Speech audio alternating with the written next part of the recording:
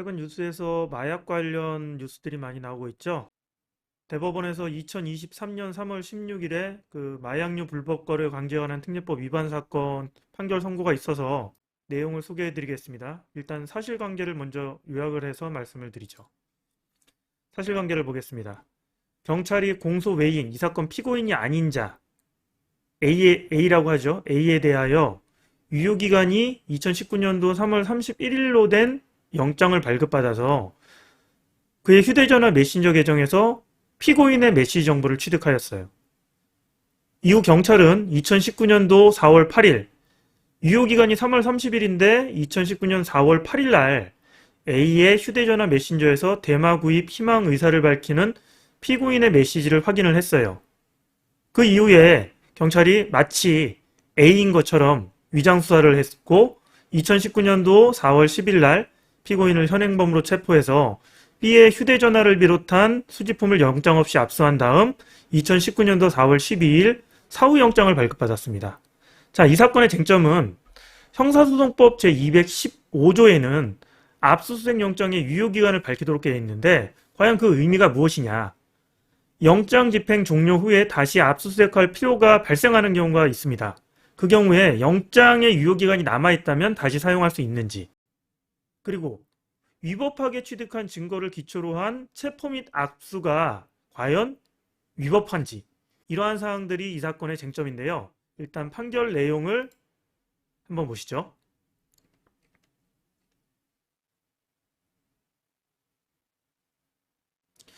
우선 판례는 형사소송법 제215조의 의미에 대해서 설명을 해주고 있는데요. 그 압수수색 영장은 수사기관의 압수수색에 대한 허가장이다. 거기에 기재되는 유효기간은 집행에 착수할 수 있는 종기를 의미하는 것일 뿐이지 수사기관이 압수수색 영장을 제시하고 집행에 착수해서 압수수색을 실시하고 그 집행을 종료했다면 이미 그 영장은 목적을 달성하여 효력이 상실되는 것이다. 따라서 동일한 장소 또는 목적물에 대해서 다시 압수수색할 필요가 있는 경우라고 하더라도 그 필요성을 소명해서 법원으로부터 새로운 압수수색 영장을 발부받아야 한다라는 겁니다. 즉 기존에 발급받은 압수수색 영장의 유효기간이 남아있다고 하더라도 이미 집행이 종료된 이상 그 압수수색 영장을 통해서 다시 압수수색을 할 수는 없다. 그러한 압수수색은 위법하다. 이렇게 밝히고 있는 것입니다. 자, 그래서 이 대법원 사건 원심이 뭐라고 했냐?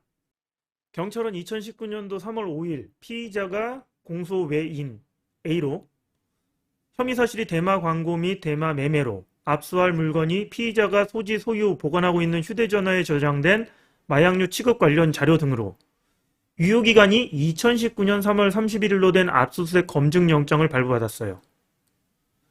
이 영장에 근거해서 2019년 3월 7일 공소 외인으로부터 휴대전화 3대 등을 압수하였다. 그리고 공소 외인은 2019년 3월 21일과 2019년 4월 26일 공소 제기까지 됐습니다. 그런데 경찰은 2019년도 4월 8일 공소 외인의 휴대전화 메신저에서 대마 구입 희망 사실을 밝히는 피고인의 메시지를 확인한 다음에 공소 외인 행세, A 행세를 하면서 메신저를 통해서 메시지를 피고인과 주고받는 방법으로 위장수사를 진행했고 2019년 4월 10일 피고인을 현행범으로 체포하고 피고인의 휴대전화를 비롯한 피고인의 소지품 등을 영장 없이 압수한 다음 2019년 4월 12일 법원으로부터 사후 압수수색 검증영장을 발부받았어요. 여기서 주의해서 보셔야 할 점은 경찰이 피고인의 메시지, 대마를 구입하고 싶다는 메시지를 확인한 날짜가 2019년 4월 8일이라는 거예요. 기존에 발급받은 압수수색 영장은 그 유효기간이 2019년 3월 31일로 기재가 돼 있었죠.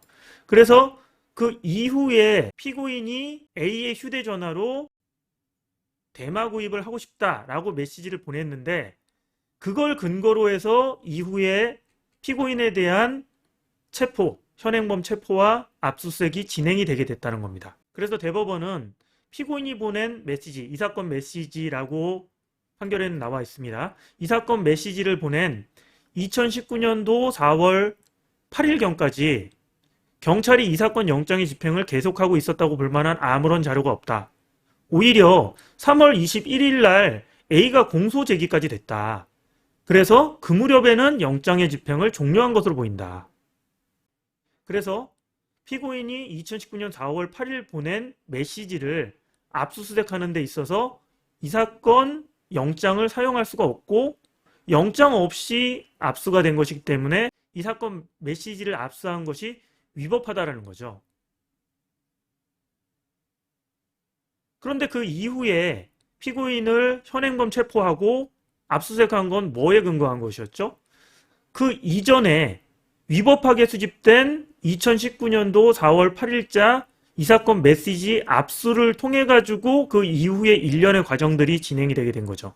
그렇기 때문에 경찰이 이후에 법원으로부터 사후 압수수색 검증영장을 발부받았더라도 피고인을 현행범으로 체포하면서 수집한 증거는 위법하게 수집한 증거로서 증거 능력이 없다.